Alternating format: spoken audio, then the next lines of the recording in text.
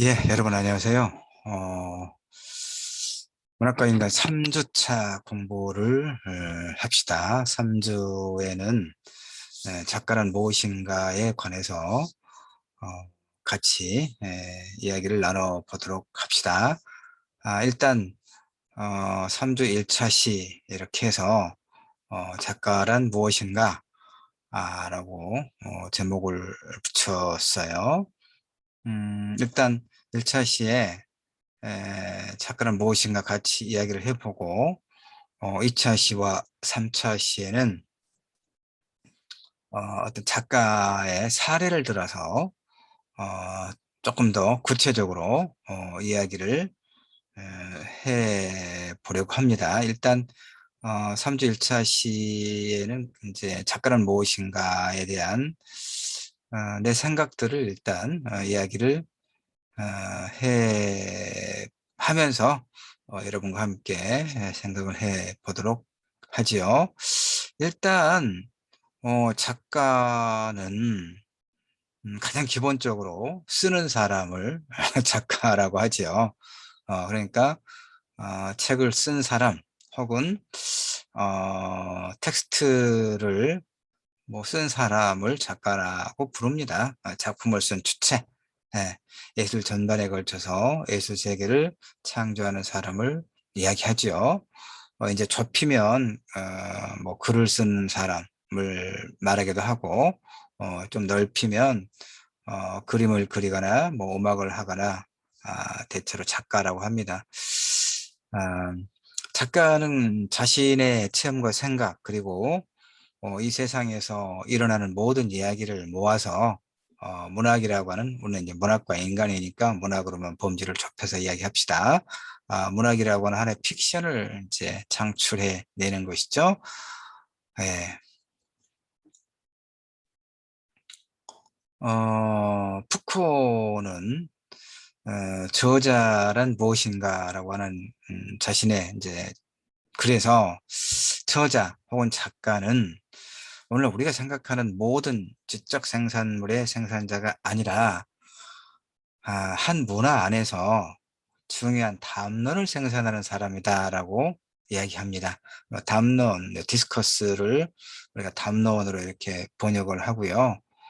어, 뭐 이야기, 어떤 문제에 관해서 어, 그 이야기를 건네는 것, 그리고 문제를 제기하고 또 그 문제와 관련된 이야기를 나누고 어떤 바람직한 대안을 모색해보는 이런 일체 활동을 우리가 담론이다라고 이야기할 수 있어요. 다시 정리하면 푸코는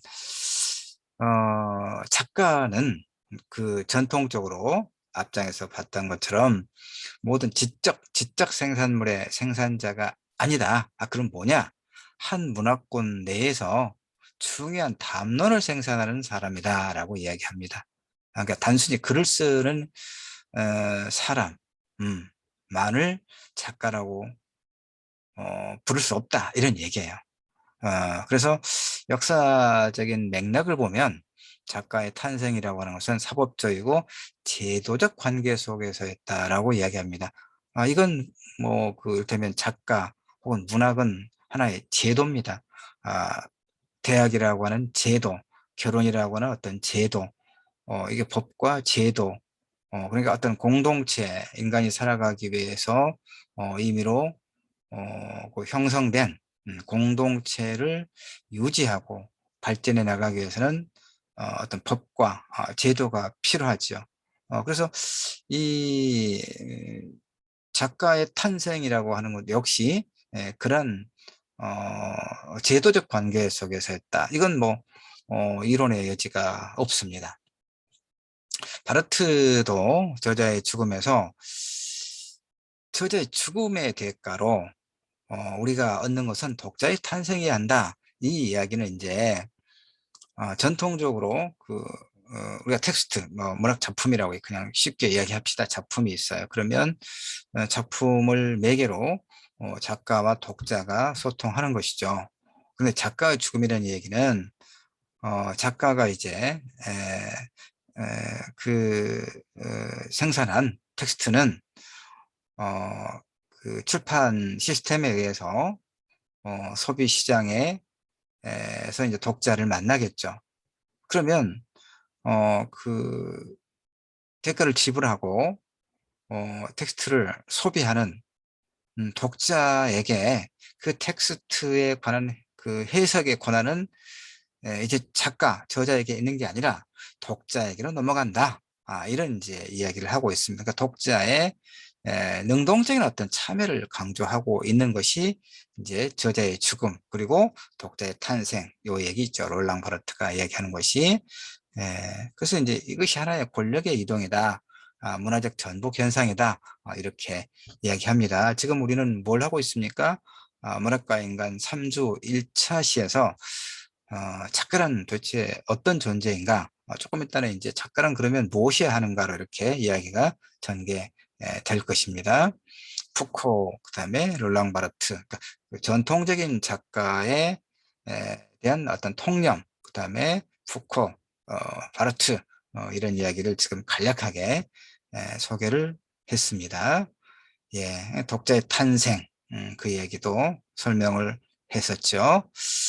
그 다음에 이제 오늘날에는 말 그대로 뭐 21세기 디지털 시대 문화의 화두는 아마추어리즘의 빅뱅이다라고. 그러니까 오늘날 작가는 하나의 이제 문학, 아까 내가 얘기했던 것이 문학 또는 작가는 하나의 제도라고 했잖아요. 그러니까 그 이야기는 그 작가는 한국 사회에서 글을 쓰는 작가로 인정받기 위해서는 신춘문예라거나 문학상이라든가 이런 어떤 제도의 내에서 일정한 심사를 통과해서 작가, 시인의 이름을 얻고 이제 그 공식적인 어떤 어, 그 인정을 받고 그럼으로써 작가로서 시인을 포함해서 작가로서 작품 활동을 하는 것이죠. 작가라고 하는 이름을 걸고 이게 이제 제도다 이런 얘기입니다. 그런데 오늘날에는 이 디지털 기반으로 하는 글쓰기 환경이 이 그 종이책을 종이펜에다가 종이에 글을 써서 출판하는, 그래서 독자 만나는 그런 전통적인 방식을 뛰어넘어서 그야말로 디지털화된 그러니까 인터넷 글쓰기가 굉장히 보편화됐죠. 그리고 바로 그러니까 종전의 그런 기왕의 제도, 그런 작가로서의 등단 제도와 관계없이, 예, 인터넷에 블로그라든가 뭐 이런, 그 매체에, 글을 쓰고, 또 독자의 반응에 따라서, 종이책으로 발간하기도 하고, 아예 종이책으로 발간하지 않고, 디지털 환경 속에서 글쓰기, 그다음에 독자가 대가를 일정하게 지불하고 조회수 클릭에 따라서 이제 수익을 또 배분하는 그런 시스템 속에서 작가가 또 굉장히 많이 있죠. 그리고 또 그것을 좀 같이 배합했다 그럴까? 근데 다음 같은 경우는 브런치라고 해서 또 그 글을 두세 편을 보내면 이제 일정하게 심사를 해가지고 브런치 작가라고 또 이렇게 그 지정을 해줍니다. 그래서 그 브런치 공간에다가 자신의 메뉴를 만들고 글을 연재할 수가 있습니다. 그래서 조회수가 많으면 그걸 또 이제 오프라인에서 책으로 출판사에서 묶어주기도 하고, 그래서 수익을 배분하기도 하고 이렇게도 하죠. 그래서 나도 이제 이런저런 짧은 글들, 비평문이나 뭐 짧은 영화를 보거나 책을 읽고 짧게 쓴 어떤 감상문, 비평문들을 한 4, 5년 전에 거예요. 다음 브런치에다가 글을 좀 2, 30편 이렇게 올리고 그랬었는데, 뭐, 별 의미가 없겠다 싶어서 할 일도 많고 바쁜데, 그다음에 이제 글을 올림으로써 원고료가 이렇게 지급되는 시스템은 아니기 때문에 그건 뭐 제가 하다가 말았고, 지금도 뭐 한 2, 30편, 20여 편 그 다음 브런치에 로그인해서 들어가면 글은 있습니다. 내 글은 좀 주제가 무겁고 그래서 재미가 없는가, 되면 구독자가 많지도 않고 인기가 없어서 수익으로 연결되는 시스템이 아니었어요. 그래서 그냥 놔두었습니다. 어쨌든 이런 식으로 기왕의 어떤 전통적인 방식이 아니라 다양한 방식으로 오늘날에는 작가로서 글을 쓸 수 있는 거죠. 바로 이런 것이 아마추어리즘의 빅뱅이다. 이제 그런 얘기입니다. 하이퍼 텍스트 문학. 예. 이건 일정하게 긍정적인 측면이 있는 겁니다. 예. 예, 사실 활자가 발명되기 이전에는 그야말로, 아주 일부의 극소수의 사람들만이 이런 어떤 지식을 독점했죠. 그래서 작가나 저자도 매우 한정됐고, 굉장히 권위적이었고, 그러나 이제 활자가 발명되고, 대중들이 문자 언어를 자유자재로 구사할 수 있는 이제 그런 어떤 상태가 됨으로써 하나 이제 그게 어, 그 독서 환경에, 출판 환경에 어떤 대중화. 그래서 이 하이퍼 텍스트 문학이라고 하는 이런 디지털을 기반으로 하는 환경에서 누구나 글을 쓸 수 있고, 대신에 이제 누구나 쓸 수 있지만 그 작가로서의 어떤 평가는 그야말로 시장의 논리에 따라서 얼마나 클릭하는 조회수가 많은가에 따라서 그야말로 명멸하는 그런 이제 그 시장은 있지만 어쨌든 하나의 그 글쓰기라고 하는 것이, 작가라고 하는 것이 전통적인 그런 제도로서의 좁은 틀을 어, 벗어나서 자유롭게 글을 쓰고 자유롭게 작가로서 활동을 할 수 있다고 하는 것은 일정하게 이런 어떤 뭐 대중화, 민주화, 이런 흐름으로 보면은 이제 긍정적인 측면이 분명히 있습니다. 자, 그 다음에 이제 이 아마추어리즘 계속 이제 내가 만들어 놓은 자료에 보면 이제 아마추어리즘이 일정하게 또 이제 문제가 있겠죠. 근데 문제가 무엇이겠습니까? 더 이제 자료 보면서 또 이야기를 나눠보도록 하겠습니다. 본래 이제 자료를 이렇게 만들어 놓고 어, 우리 전남대학교 2021학년도 2학기 문학과 인간 3주 1차 시 작가란 무엇인가를 한 25분 정도 30분이 되지 않게 만들려고 했었는데, 이렇게 이야기를 하다 보니까 좀 더 많은 이야기가 지금 곁들여져서 아무래도 1차 시에만 가지고는 이 만들어 놓은 자료를 다 설명하기는 어려울 것 같아요. 그러니까 1차 시에 이야기하고 또 2차 시로 넘어가서 또 이야기를 같이 연결해서 해 봐야겠어요.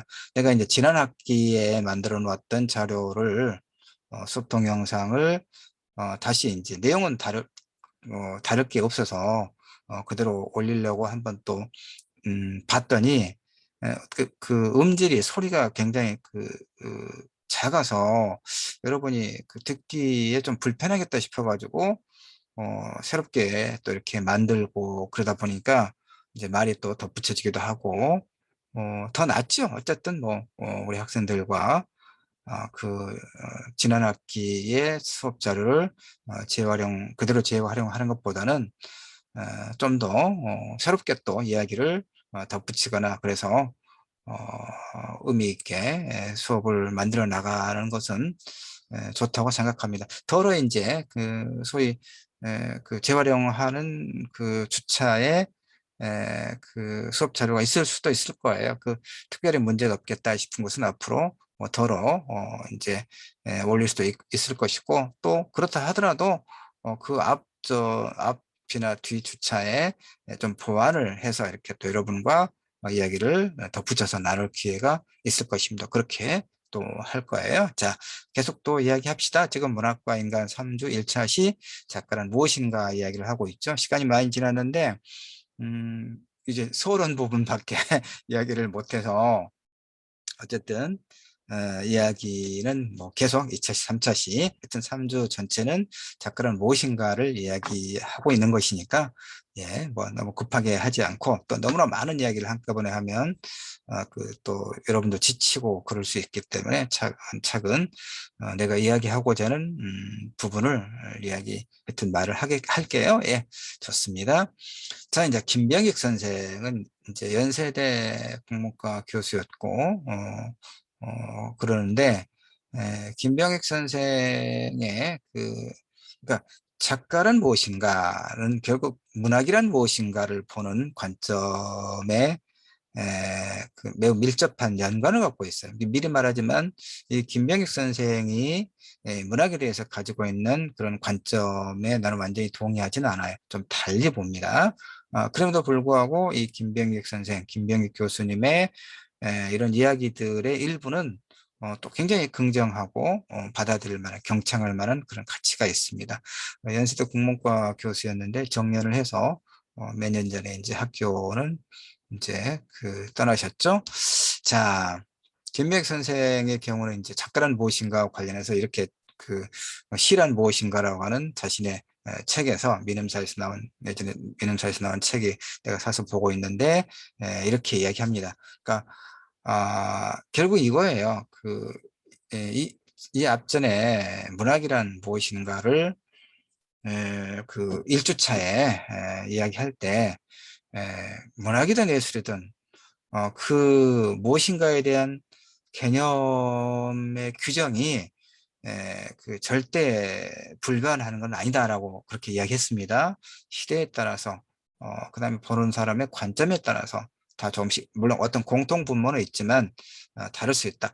그러니까 지금 소개하고 있는 김병익 선생이 이야기하고 있는 작가란 무엇인가와 관련된 이 자료도 보면은 결국은 시대에 따라서 그 시대가 작가에게 부과한 작가로서의 어떤 책무, 그다음에 작가 스스로 짊어진 작가로서의 소명, 이런 것이 소위 문예사죠.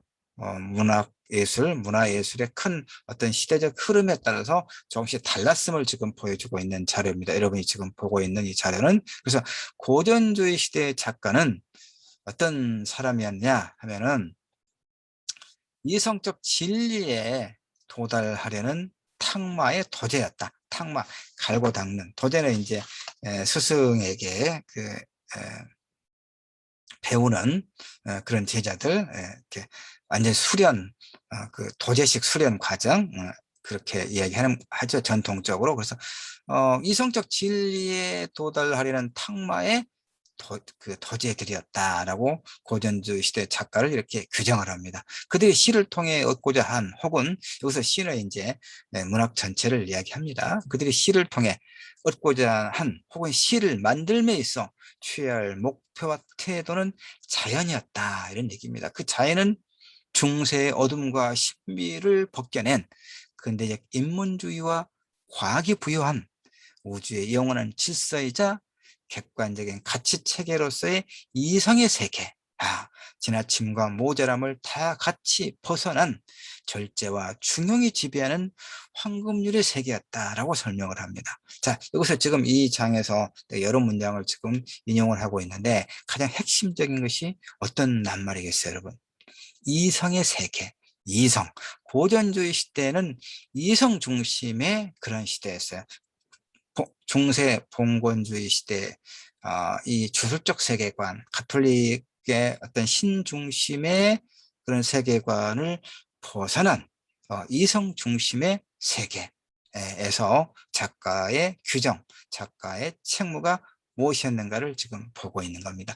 이성의 세계, 지나침과 모자람을 다 같이 벗어난 절제와 중용이 지배하는 그러한 세계가 고전주 시대의 작가의 책무였다. 그러니까 그 고전주 시대의 작가는 결국은 이 이성의 세계, 황금률의 세계를 발견하기 위해서 끊임없이 연말을 거듭하는 수련의 도제였다. 그들이 발견한 우아하며 균형 잡힌 세계를 시로서 사람들에게 보이고 가르치는 진리의 교사였다, 이런 얘기입니다. 진리의 교사였다.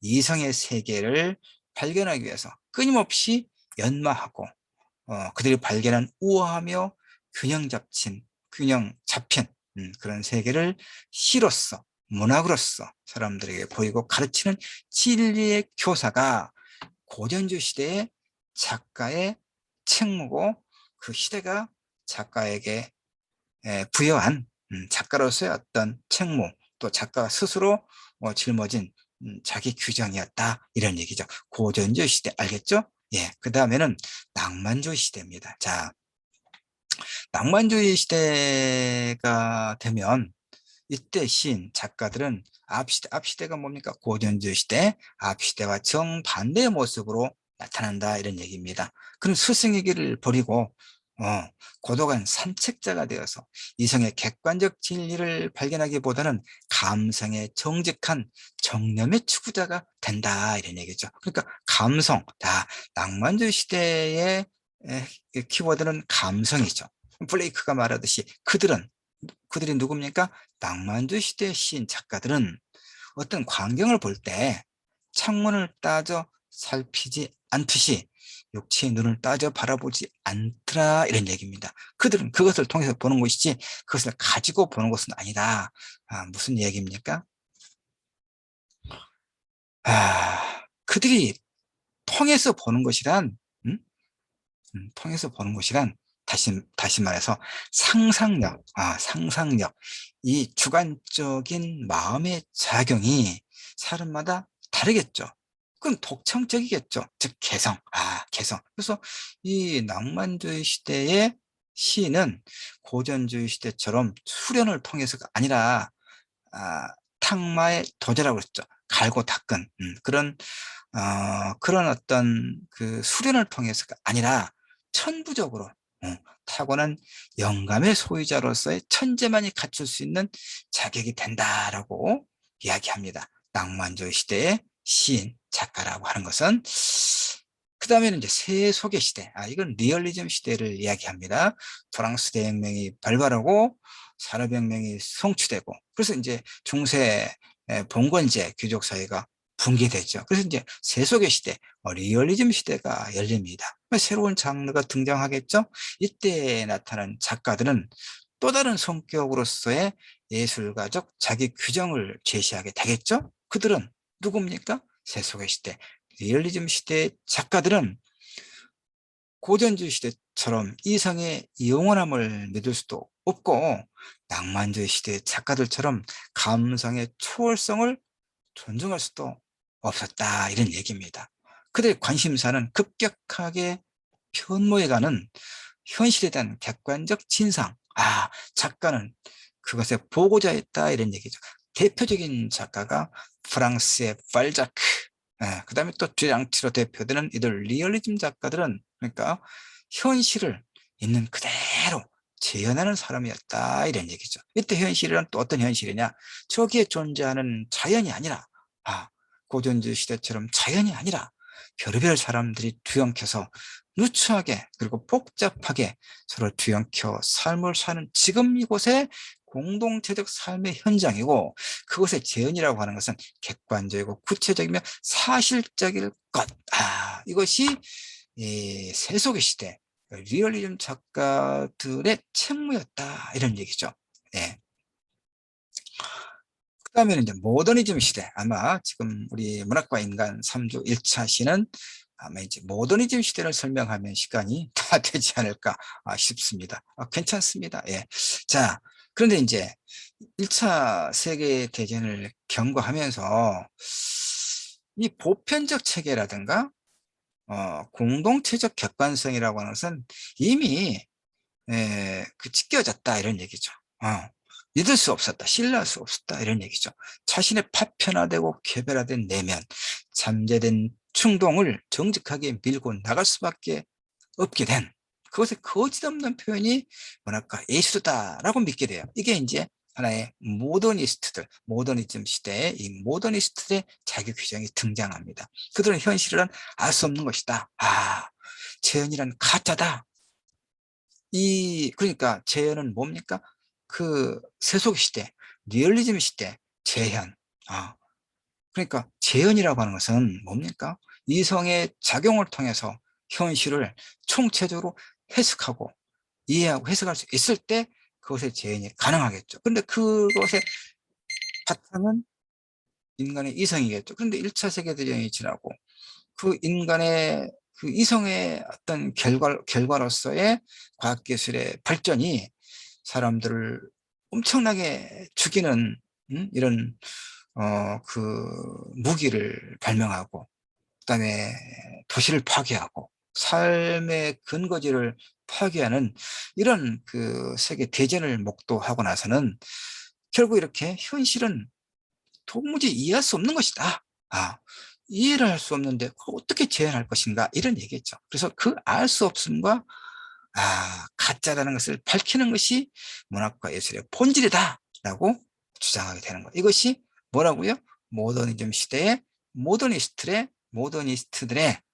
예술과 문학에 대한 자기 규정이다 이런 얘기입니다. 알겠죠? 자, 이제 뭐 1차 시를 일단 25분 정도까지만 우리 하고 그다음에 상호작용을 이제 여러분이 그 각각의 주에 출석 체크용 요약 과제물을 1페이지씩 써서 내고 그러면 내가 이제 다 읽어보고 또 전체적으로 피드백을 주고 이렇게 해서 이제 상호작용을 하자라고 했습니다. 그래서 1차 시마다 25분 정도, 뭐 30분 조금 못되게 그 정도에서 일단 수업 영상은 마칩니다. 알겠죠? 이렇게 해서 여기까지 일단 우리 전남대학교 문학과 인간 2021학년도 2학기 3주 1차 시 작가는 무엇인가는 일단 여기까지 하고 2차 시에 이어서 좀 쉬었다가 2차 시에 이어서 하도록 하겠습니다.